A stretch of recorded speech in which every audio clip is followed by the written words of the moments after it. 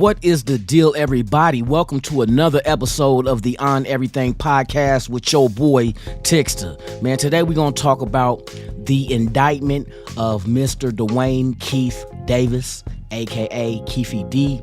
For those who don't know, who are too young to remember, Keffe D was in the car of the night Tupac Shakur was murdered. They finally got him. All these years later, they indicted him. He was arrested yesterday morning and is currently in jail. The count is one count of murder and the use of a deadly weapon. And it's been a long time coming, but if you don't know, I know a lot of you probably do know that Keffe D has been making his rounds on the podcast circuit, telling his story of what happened with his nephew Orlando, which was the individual who got packed out inside of MGM after the Tyson fight by Tupac and others of Death Row associates. The thing is that they've been investigating this guy, and he's been dropping the ball. You know what I mean? Like dropping the ball on these podcasts, telling the story. And I guess he had a deal to go ahead and be immune to any charges. But there are certain things within the agreement that allow them to come after him if he was caught lying. Which this is what they're saying. This is why the indictment is coming, because he was saying that he was not the individual who did all this, that others in the car, you know what I mean? But you know, there's different stories that was told. Some things he mimicked from times before of the statements he made, and then other times, you know what I mean? So they finally got him. They arrested him yesterday morning. They indicted him. So now the process begins on closing this cold case of the murder of Mr. Tupac Shakur. So I do have the court hearings. I'm gonna go ahead and play that for you guys, and then we'll touch on more after this. So while we wait, man, let's get into the content. You dig? Let's get it. Number 22 CGJ117X by vote of 12 or more grand jurors. They've indicted Duane Keith Davis A.K.A. Keffe D on one count of murder with use of a deadly weapon and with the intent to promote, further, or assist a criminal gang. The indictment is signed by myself, as well as the foreperson of the grand jury. Thank you. Ms. Foreperson, did at least 12 members of the grand jury concur in finding a true bill on each count as to this defendant charged in the indictment? Yes, you did, Your Honor. Thank you. The indictment will be filed. Receipt case number C-23-377407-1 will be assigned to department number 10. What's the state's position as to warrant or summons? Warrant, Your Honor. Mr. Davis is actually currently in police custody. He was, as of this morning, taken into custody on probable cause. As a history of what the factual scenario here is, this case actually stems from an event that occurred on September 7th of 1996. Prior to that time period, there was a record label by the name of Death Row Records that was headed up by an individual by the name of Suge Knight. Mr. Knight associated closely with gang members out of Compton by the name of the Mob Pyru. They were Bloodset. One of his star artists was an individual by the name of Tupac Shakur.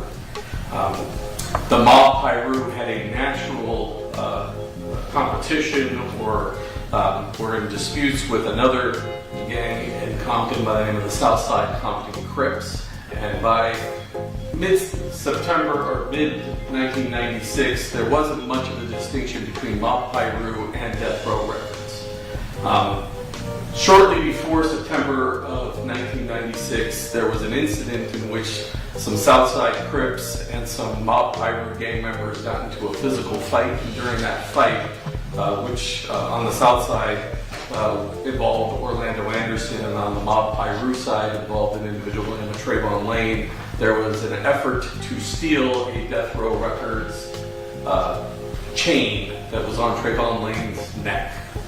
That caused an increase in the tension between the Southside Crips and the Mob Pyru. Fast forward to September 7th of 1996, there was a fight here in Vegas, Mike Tyson versus Bruce Seldon. it was routine for the gangsters from Compton to come up here, both Southside and Mount Pie Road. In addition, recording artists would show. And so Marion, Suge Knight, and Tupac Shakur went to the fight, as well as members of the Southside Crips went, and Marion brought his entourage, which involved Mob Piru gang members, including Trayvon Lane. One of the Southside Crips that was present happened to be Orlando Anderson. And as the Tupac Shakur entourage left out the MGM, Mr. Anderson was alone in the elevator bay at the MGM. Mr. Lane notified Mr. Shakur that Orlando Anderson was one of the people who tried to snatch his Death Row Records chain, and Mr. Shakur then attacked Mr. Anderson, as well as the entourage joined in. There was a giant beatdown of Mr. Anderson. Mr. Anderson's uncle is Duane Keith Davis, who was also present. He is the head of, or was the head of the Burr Street faction of the Southside Compton Crips. Shortly after Mr. Anderson received his beating at the MGM, Mr. Davis found out about it, and during that, he formulated a plan to exact revenge upon Mr. Knight and Mr. Shakur. In furtherance of that, he acquired a .40 caliber Glock firearm from a drug associate that he had. He then, along with other members of Southside, loaded up into 2 vehicles and went over to the Club 662, which was a club that was down on East Flamingo, where Tupac Shakur was supposedly going to give a concert later that evening. They remained at that scene for a short period of time, but Mr. Knight and Mr. Shakur did not show. They figured that they better get out of there as they were lying in wait for them, and they drove and stopped at a liquor store. When they stopped at a liquor store, Mr. Davis, who was actually originally in the van, decides, I don't want to be in this van anymore because these individuals are not down with what I want to do, which is I want to go and shoot Tupac Shakur and Suge Knight for beating my nephew down in the MGM. And so he gets into the Cadillac and he provides the .40 caliber Glock firearm to one of the two, or to the 2 individuals in the back seat. The driver of that Cadillac was a person named Terrence Bubble Up Brown. The passenger behind the driver was an individual named Big Dre Smith, also known as Freaky. And the right rear passenger was his nephew, Orlando Anderson.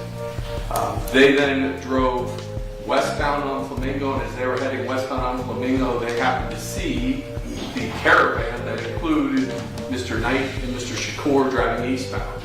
There was an order for them to do a U-turn. They did a U-turn. They pulled up next to the vehicle, and the rear passenger fired a number of rounds out of that vehicle, striking Mr. Knight in the head and Mr. Shakur several times, and then the vehicle headed south on Cobalt.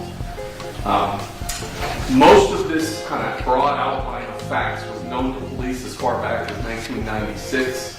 What was lacking was admissible evidence to establish this chain of events that occurred that night. In 2018, Mr. Davis began making public statements about his involvement in this crime on a show called Gangster Chronicles.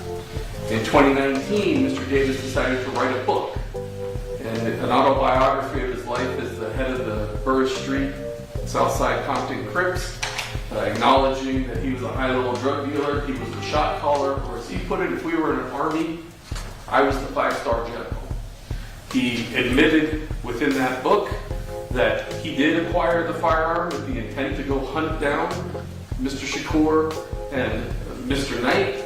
He admitted to being the front right passenger in the white Cadillac, and that he was the on-ground, on-site commander of the effort to kill Tupac Shakur and Suge Knight. Since 2019, he's appeared at least 8 separate times in promotion of this book and repeated various versions of these events, all of which he acknowledges that he is, in fact, the person that ordered the death of Mr. Shakur and the attempted murder of Mr. Knight. And so at this point in time, Judge, the proof is evident, the presumption is great that he is responsible for the murder of Tupac Shakur, and he will be found guilty of murder with use of a deadly weapon with the intent to promote, further, or assist a criminal gang, and I'd ask for a no bail warrant for his arrest. Based on those representations, the court finds that proof is evident, presumption great. Warrant will issue with no bail. My notes show that the defendant is not in custody. You said that he is. He was picked up by police walking outside his residence this morning. Okay. He's going to be booked into the Clark County Detention Center on this warrant. And so 1 week, which should be Wednesday, in front of Judge Jones at 10 o'clock. Or at night, sorry, 8:30 in Department 10. There's no lower court case that needs to be dismissed, correct? Correct. I'm showing 48 exhibits with some 1A is also included. 1A, 1 through 48 plus a 1A. You want those all lodged with the court? Yes, sir. The exhibits will all be lodged with the clerk of the court. Court orders a pretrial release assessment. Are there any material witness warrants that need to be quashed? There is. All right, we'll give you, you said 1 week on Wednesday next week? Wednesday next week. October 4th at 8:30 a.m. in Department 10. Thank you. And there you guys have it. Duane Keith Davis, A.K.A. Keffe D, has been indicted on 1 count of murder with the use of a deadly weapon in the shooting death of Mr. Tupac Shakur back in September 1996 here in Las Vegas. You guys stay tuned. Please subscribe, like, and share. I'll keep you guys informed with the current situation with this incident, man. And guys, remember, be safe out there, man. I'll see you again next time on the On Everything podcast. Tixter, and I'm out.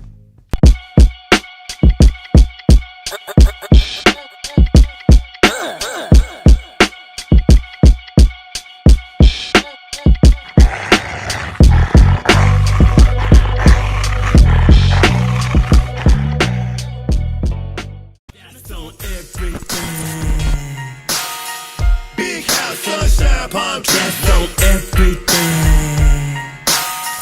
Was breaking to my niggas on the West Coast. Everything. Blood strips, gangbang, that's what they do.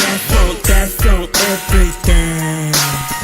Club scene, chicks out looking good. Oh, down south representer, turn it to a West Coast center.